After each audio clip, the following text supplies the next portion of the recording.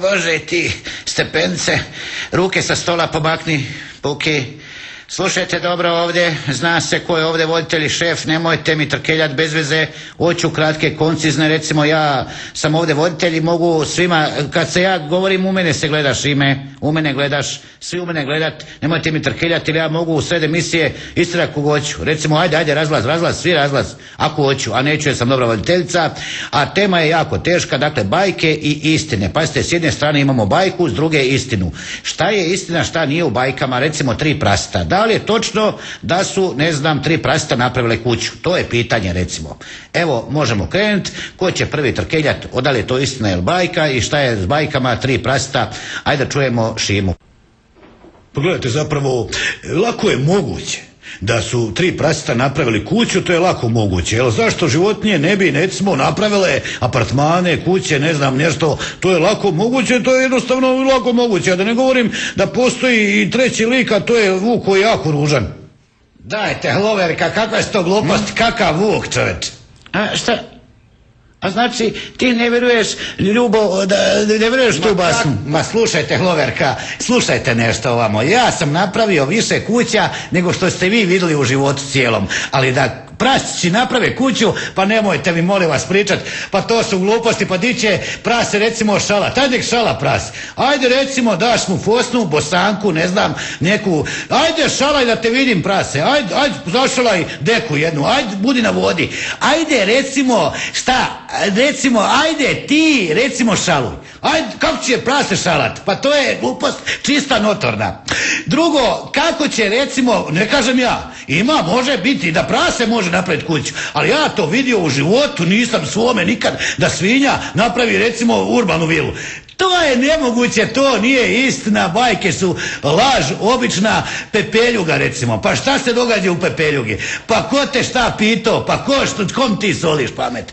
Snjeguljica, 7 patuljaka. Di su vidio da je neko tako mali, tih 7 patuljaka? Recimo, evo vidite, recimo Snjeguljica dođe u šumu i sve se ptice oko nje skupe, a patuljci rade u rudniku. Di je taj rudnik? Jel to u Labinu? Šta se, recimo šta mene ide na živce, recimo slušajte malo, recimo Crvenkapca, ako ona ide po šumi, a sretne, ne znam, Vuk, Radoš, bilo ko, i sad Crvenkapca, ne kažem, ona je poštena curca, nema to problema, a kako to da njena baba napravila kuću u šumi, a nema dozvole, nema komunalija, nema priključka, nema ništa, sluš, treba kuću babinu, treba Crvenkapcu pitat, kućeš ti tako balava mala, u šumu ideš da te Vuk izjede, prvo, drugo, ta žena, njena majka, zašto ona nije otišla kod babe, a dijete ostavila u kući? Dobro, znači nemoguće da ove svinje naprave kuće i to. Nemoguće, ajte. Sigurno da postoje praščići koji mogu to. Nemoguće. Ja vidio. Čovječ vidio da rade urbanu vilu. Možeš mi pričati? Ma nije, moguće, gotovo, neću pričati više ovdje. Nemoguće, nego živa istina. Oči mi ispale ako nije.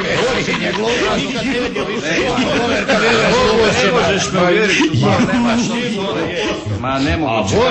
Ljudi. Tišina, nijedne više. Dobro. A sad ćete vidjeti koga je za Siciliji sreo Berlusconi. Ja znam da je živio Pinokio. Živio je Pinokio i postoje Pinokio. Pinokio je postoje Pinokio. A zašto? Zato što sam ga ja vidio. Ja sam vidio Pinokija Đepeta. Ja sam ga vidio tamo kod Sicilije na moru. Vidio sam, postoji Pinokio žbilja. Mrš, ne laži ovdje. Ti si Đepeto. Jedino što je istina, to je, ne znam, Ružno pače. Ja sam vidio Ružno pače, vidio sam ga u Osijeku, u Aljmašu, u drugim gradovima Slavonije, ima ružnih pačadi. Prema tome, bajka o Ružnom pačetu je istina. To je potpuno točno, jer pazite, tako ružno pače kad čovjek vidi, onda vidite, tu se ja smijem kad ga gledam, vidite mene, a? Dosta. Evo ovo bi bilo sve za večeras, vidimo se opet sutra. Dobro. A šta je?